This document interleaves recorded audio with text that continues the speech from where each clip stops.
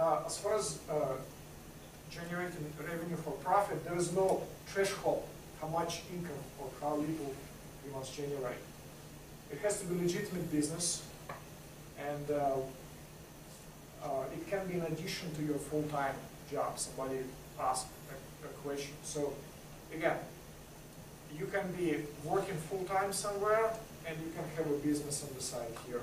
Another example, one client is actually IT engineer.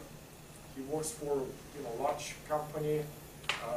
He has a good, secure, solid job. Well, I don't know about secure, but good job, well-paying job, and he does not have any intentions leaving that job. But he's using his experience. What I was talking to you. He got that skill, and he got a job. He got the income, but he's using his skill.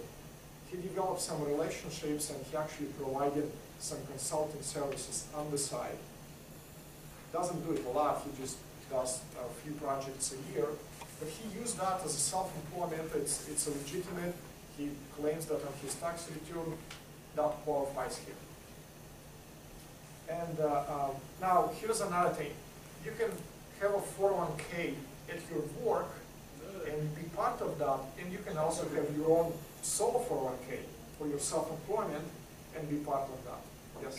I have a question. I've got two businesses right now that are also self-employed that are DBAs that I'm turning into LLCs, but I'm also looking to establish a C Corp that may have some employees, but since they're all three separate businesses, can I claim that they're separate as with the self-employment and not the income that's generated off the C Corp that might have employees? Well, again, it's a control group. What you need to look at is the control group. Who owns, if you have the corporation that owns employees and you're the owner of that corporation, right, you can set up a 401k for another company that doesn't have any employees. If you have any full-time employees in any business that you own, even if you separate the income, that yeah, would it stay doesn't there. matter. It doesn't matter. Even It's if the a other ones are control in group. existence first, even if the It doesn't matter. Okay. It doesn't matter. You can't have any full-time employees working for you, even if it's in a different In business. other words, you need a secretary, put her on a 1099.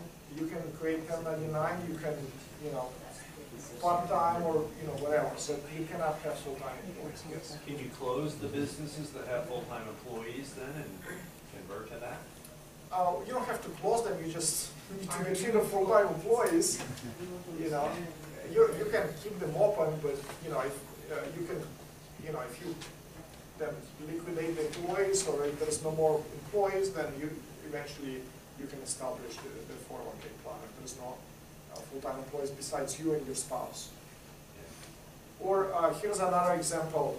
Actually, I was at I sponsored the Apartment Owners Association trade show last week in Long Beach, and a booth across from ours, there was this, real estate brokers. I guess they do some management and sales, commercial.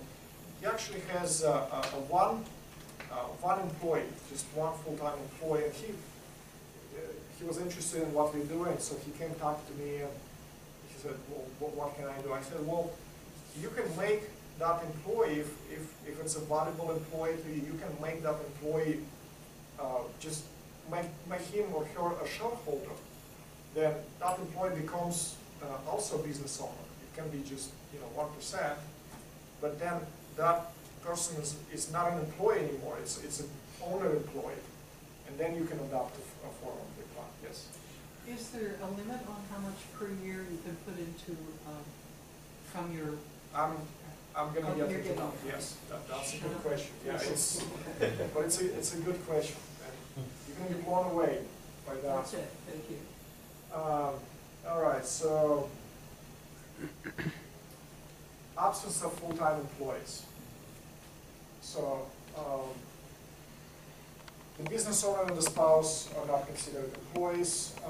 Leased employees. So if you actually, and some businesses run that way. They don't want to deal with actual, HR headache and payroll and all these things. They actually kind of outsource. They have employees who working in their offices. They kind of like employees, but they work for another company, and they have they're leased employees. That's what they call them.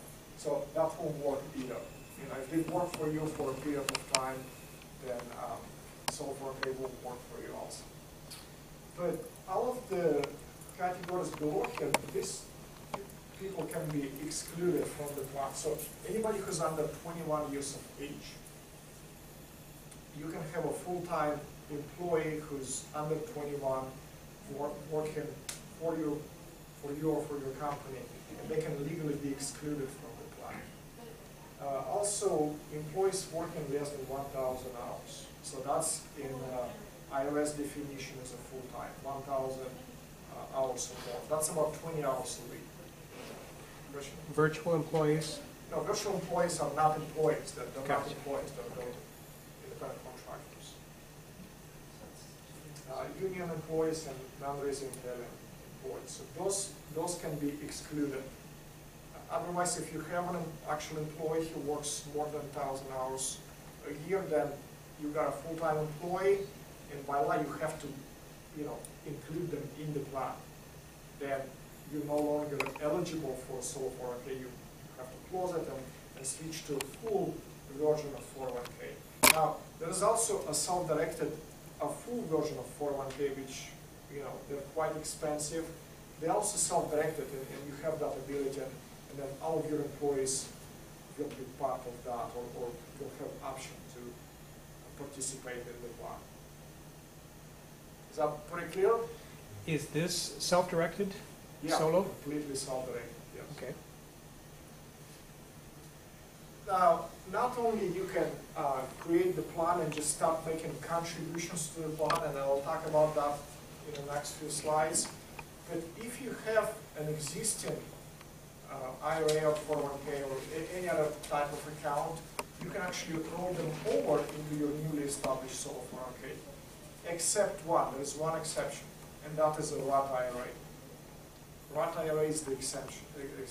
So if you have a Roth IRA, unfortunately, IRS does not allow you to roll that over into a solar 401k. Although solar 401k has a Roth bucket or Roth sub-account to which you can make contributions, or you can convert your pre-tax dollars and after-tax dollars, but you cannot roll over Roth IRA into Roth solar 401k. So it sounds like everything that's pre-tax you can, but everything that's after-tax, like a Roth, you and can't. Roth is the only after-tax Okay. account. Now, if you have a Roth 401k, maybe you work for a company and they had a Roth 401k option, then that can be rolled over into a Roth solar 401k. It just Roth IRA is the only exception. All right, well, here are the advantages, and that's what you guys gotta hold on so you're not gonna fall. But it's a high contribution limits, and we're gonna look at each one of them. A loan feature, ability to make contributions after tax, really low cost to maintain this plans, and exempt from unrelated debt financing income tax. So let's look at each one of these separately. Now, do you guys know how much you can put in a traditional IRA or Roth IRA? What's the limit? 5,600 or something? Yeah, 5,500, which gone up $500 from 5,000 last year.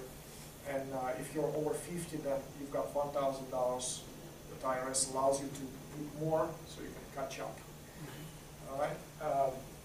Now, a solar 401k, the maximum contribution limit is $51,000 per year per spouse. So if you have two spouses working, in a business, you can actually put twice as much.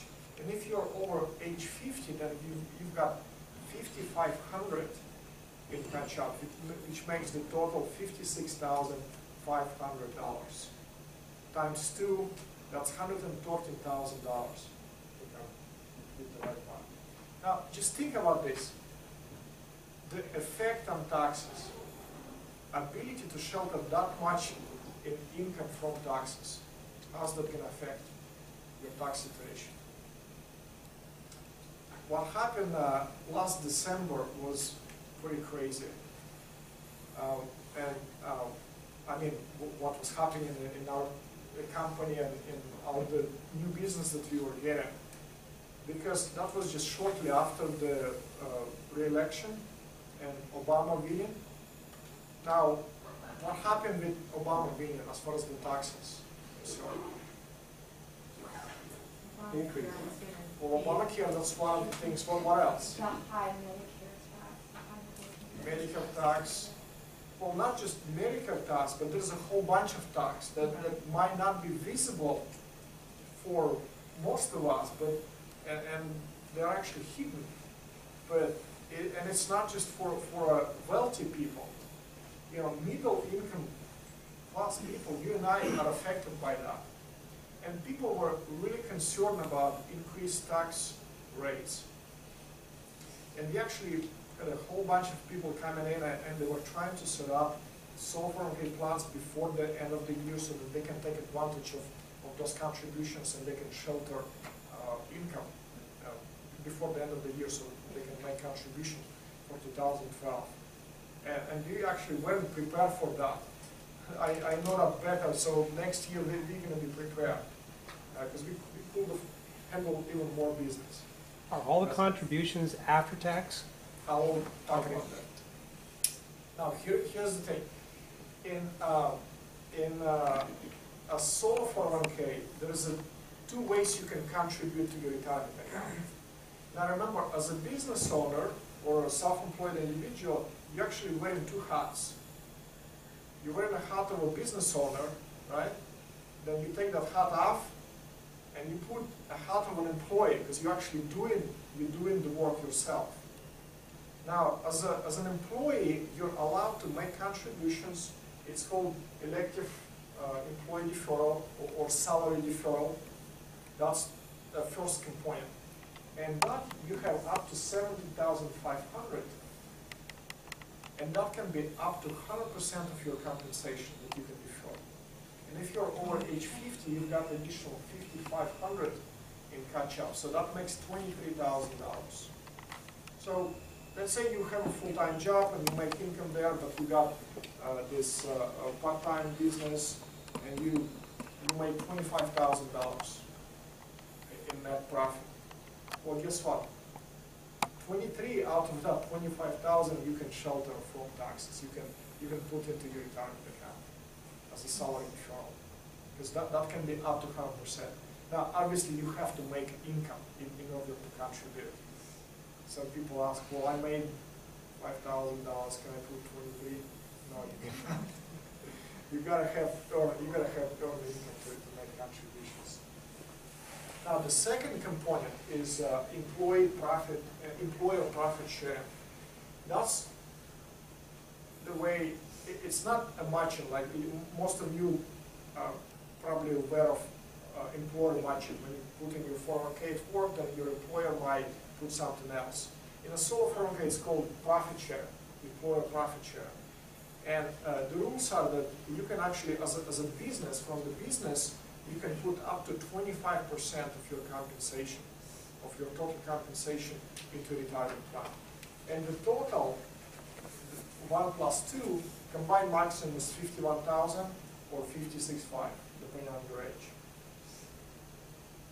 So the total limit, 51 or 56,500. Question for you, could you also do a step and still get the same, I mean, you're still gonna hit the 56 with a step, aren't you, assuming that you got the No, earnings? you won't, and I'll talk about that. Okay. I do compare SEP with the SOL. So are we clear on this? So the ability to show just, even if it just had just that, it's still worked and it's better than an IRA. But there are more. I have a question. Yes. So you said you have to have income to show equal to the contribution. In order to contribute, The yes. income has to come from that business? From that business, yes. Yeah. So it has to be self-employed income. Okay? Just to compare solo 401k with other types of retirement accounts, and you guys educated people, so you told me that it's $5,500 for an IRA with additional $1,000 catch up for for those who are over 50. That's traditional in Iraq. SEP IRA is 25%, up to $51,000. That's the max. Simple IRA is $12,000 with $2,500 catch up. Solo 401k 51 or additional $5,500 for those who are over 50. But a SEP IRA does not have a salary deferral component. It's just at 25% up to $51,000. Now, if your income is really high, then your contribution is going to be about the same. But let me use more realistic example that will probably apply to most of you. Here's an example. Self-employed individual making $100,000 a year. Compare contributions of a SEP IRA versus solo 401k. The SEP IRA is just 25%, which is $25,000. Now, in order for you to put the max into the plan, you need to make $204,000. Because remember, the limit is 25%. So 25% of 204 is $51,000. So you got to make that much money in order to fully maximize your SEP IRA contributions. Not so with solo 401k. You've got 25% profit share, plus you've got the salary deferral up to $23,000. So that makes the total of $48,000. It's almost twice. At this income level, you can put almost twice as much into the solo 401k compared to a SEP IRA. And in order to max that out, you have to make $144,000. So as you can see, as far as the contributions, the solo 401k is better than all of the other types of IRAs that are out there. Now next is a solo 401k loan feature. Now if you guys have an IRA and you need the money for something, can you take the money prior to the retirement age? Not unless you want to pay a penalty. Yeah, it's called a, if you transfer and you can't really take that. Yeah, I guess you could, but for 60 days. So you can't. If you do, you're going to be taxed and penalized. And if you look at the numbers, for most of you, the number's going to come up to about 50% total, taxes plus penalties. It's not worth it. Here's an example. I had somebody contacted me, this lady. She actually, we've been talking for a while, and she couldn't grasp the difference for some reason between she was, maybe just, she'd been kind of conditioned that she needs to do an IRA, self-directed IRA, and I've been telling her solo 401k that's the best option for you. And she calls me or emails me and saying, well, I need to actually, I got the settlement on my HELOC. I guess she had a second HELOC and somehow she settled it. So it's going to be wiped out and she needs to pay it. She said, I don't have any money, I can only take it from my IRA. What would you say? I said, that's where the solo 401k comes in. That's where you can realize the benefits of solo 401k. Because guess what? A solo 401k comes with the loan feature. It actually makes it available for you. You can take up to $50,000 from your account, or 50% of the balance, whichever is less, for any reason whatsoever. It's like you creating your own bank that will never turn you down. And you have access to that at any time. Think about this.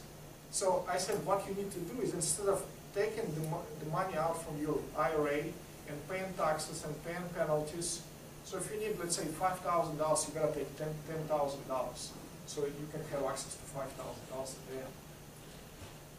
If you set up a solo 401k plan, you roll over your existing IRA, you take the $5,000 out as a loan, you pay the settlement or whatever you need to do, and then just pay it back over 5 years. Now, think about this. If you have high interest credit card debt or some other debt that you actually paying to somebody else and you built in somebody else as well, That's what you do. If you pay those interest, high interest rates, you can set up a sole 401k, you can take the loan out, you can borrow it from your own account and pay back to yourself. Pay those debts off, and now you owe back to your own retirement account. So instead of building somebody else's retirement, you're now helping yourself doing that. Again, just one of the reasons, yeah. And you have complete control over what the solo 401k is invested in, just like a self-directed 401k? Exactly, yes. Yeah. Question, I'm sorry. On that, there's an I noticed there was an interest rate. Is that when you pay Yeah, that? it's a prime plus one. Where does that go to?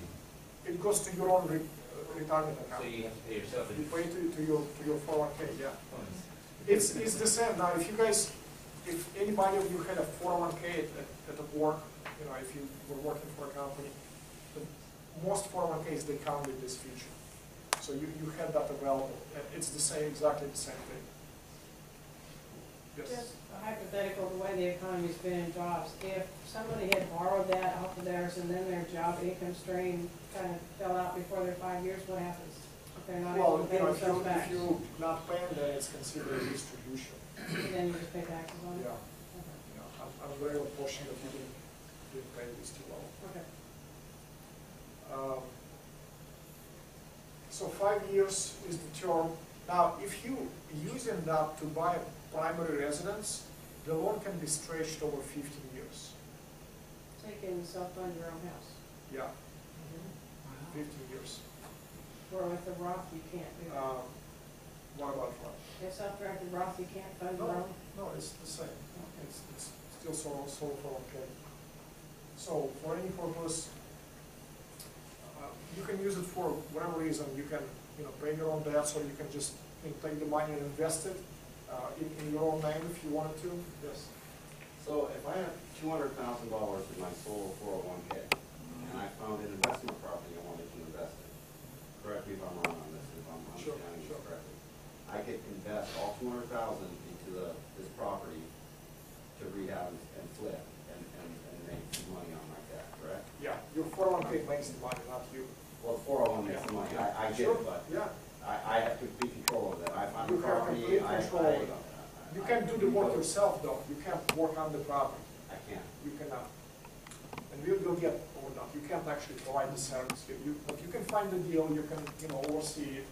You gotta hire somebody else to do the work. You can do it yourself. Some money gets. We'll What if I'm get a contractor? But if So you're I a can't do it contractor, myself? you cannot. Pays back. You can't touch that.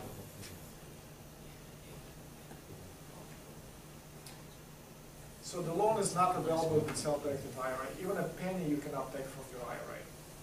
Another big advantage of 401k over an IRA. Next is the Roth contributions. Now remember I talked to you about the two ways that you can contribute as an employee and as an employer, or as a business owner. Now the portion that you contribute as an employee, the salary deferral, the 17.5 or 23, that can be either pre-tax, so it's a tax deductible, you're not paying taxes on that, or if you choose, you actually pay taxes on it, and then you put into a Roth bucket.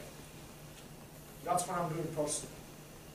I'm 39, I still got 20 years to go, and I figure, I'm gonna start, I've been making contributions into my Roth for 3 years now. I'm actually in escrow buying a property, and that, I'm starting with about $50,000, and that $50,000 I can grow to $500,000 over the next 20 years.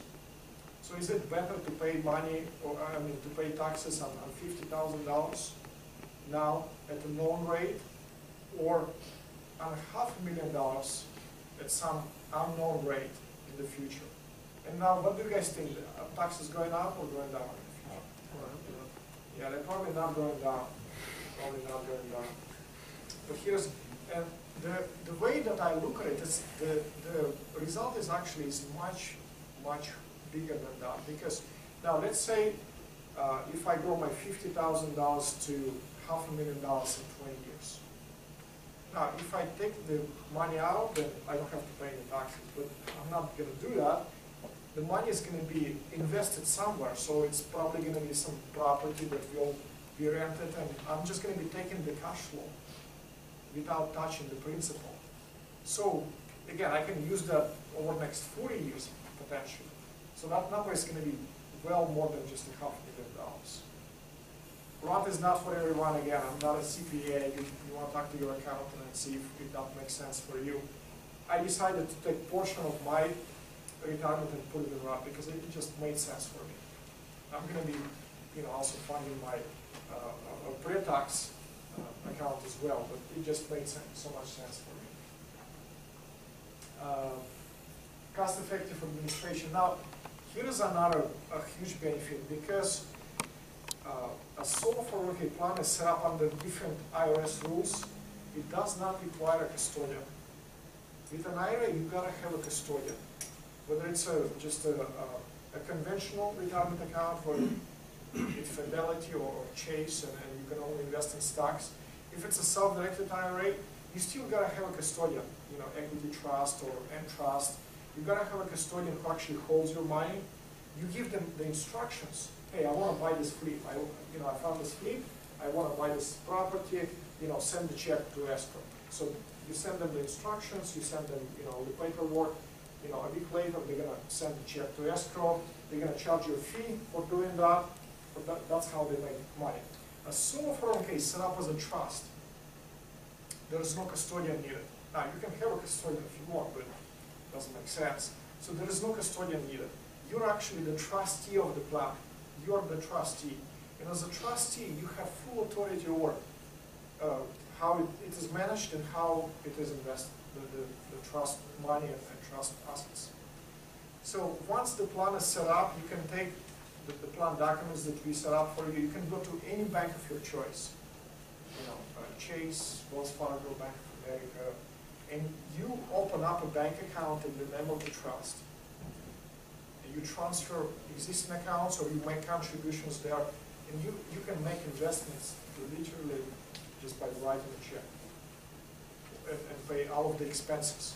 So you don't have to go to a third-party custodian that will charge you a fee each time you do a transaction. So there's going to be a control. Now, if you and I talking and you got the deal and I've got the money, if I have a solo 401k, I can just write the check and the deal is done.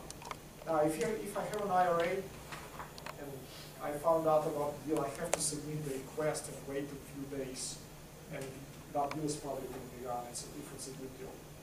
So it's really, really powerful, and it's going to save you probably thousands of dollars over the years compared to an IRA. Yes. So the self-directed checkbook control IRA, even though you've got that money in a bank account, the custodian still comes back and says, what's the value? And we're going to charge you fees on that value. But what you're saying with a solo, that's not happening at all. I'm not going to have much time talking about that, but just to briefly mention that. There is actually a way, and we do that for those people who maybe don't qualify for a solo 401k, and they want to have a checkbook control over an IRA. We do that also. And the way it's accomplished, very quickly, you've got an IRA here. So it's with a custodian. So you got to deal with the custodian each time you want to do a transaction. So the way to bypass the custodian is to set up a special purpose limited liability company that is underneath your IRA. And your IRA owns this LLC. So IRA makes the investment into the LLC. You become the manager of the LLC, so you control that. You don't have to go through the custodian each time. So your LLC owns the investments, owns properties, or does the deals. But you still have a custodian there. You can't get rid of them. They're mandated by the IRS. So there are still fees that you gotta pay. And there is a fees to maintain the LLC also. So there is a cost involved, plus it's more complex.